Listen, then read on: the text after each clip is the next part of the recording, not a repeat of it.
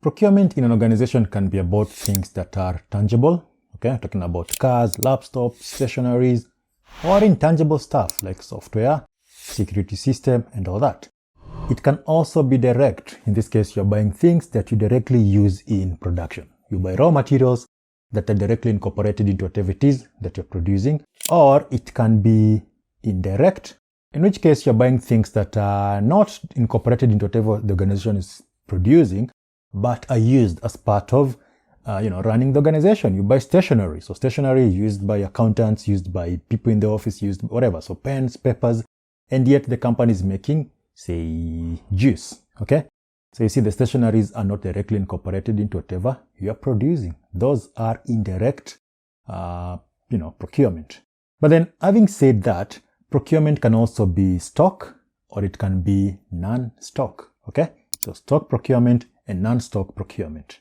To understand that, let's first of all quickly get a logic behind the organization decision when it comes to procuring and holding stock. Most organizations need to hold a certain level of stock of items to meet customer needs and production requirements. Now, the real challenge is determining the optimum level that makes sense for the organization to hold, because there are challenges associated with holding stock. We're talking about things like the cost of capital tied up in stock, the cost of storage space and insurance, the cost of stock wastage due to deterioration or obsolescence, and so on.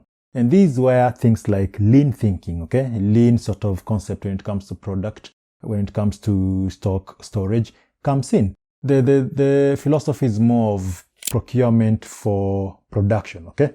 In other words, materials are purchased with a view of immediately incorporating them into the manufacturing or service delivery process. Now, before we talk about the stock and non-stock, I just want to remind you that if at any point you find this video useful, don't forget to give it a thumbs up. If you have a question, leave it in the comment section. If you haven't subscribed, make sure you do. Again, in the video description, you can also check out some of our procurement related courses that you may find interesting. And if you want to support the channel, also in the video description, there's a link to our Patreon account.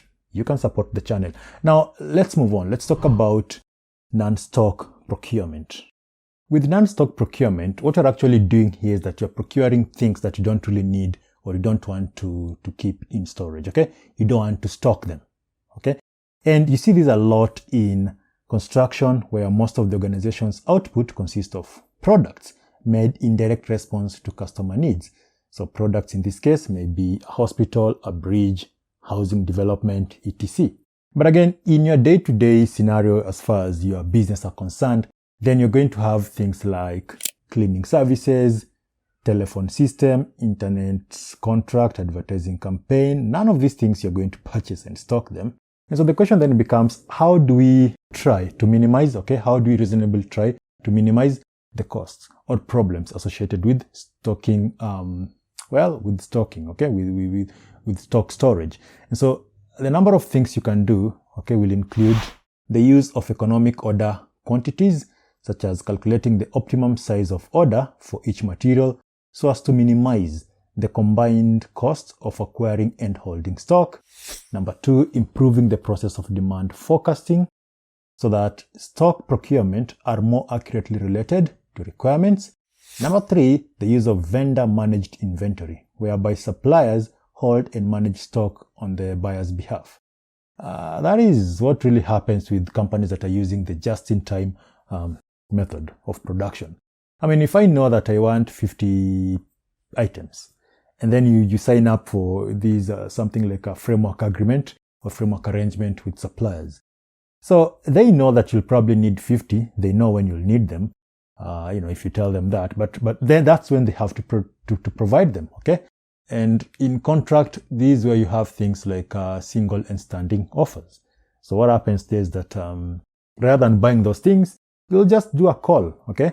And when the call is made, the things are supplied. So that will help you to manage issues associated with storage.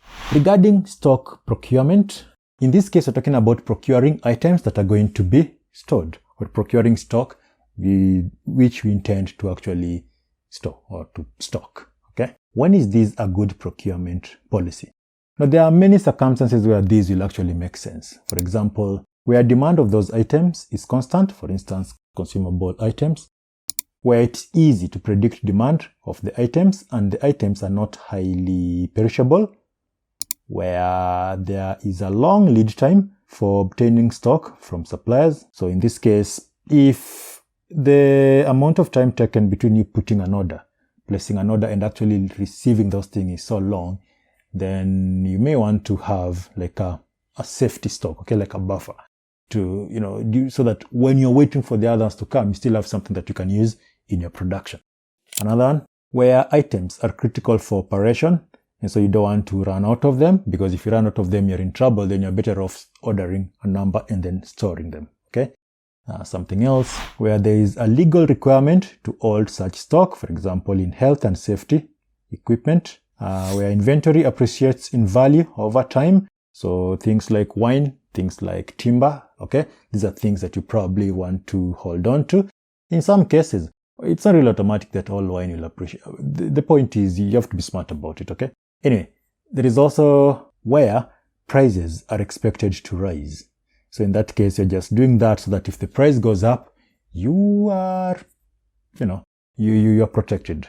Now, why is understanding stock procurement important? This is not really rocket science. It's actually simple. You see, stock procurement links to inventory cost and needs to be managed carefully to keep inventory cost as effective as possible.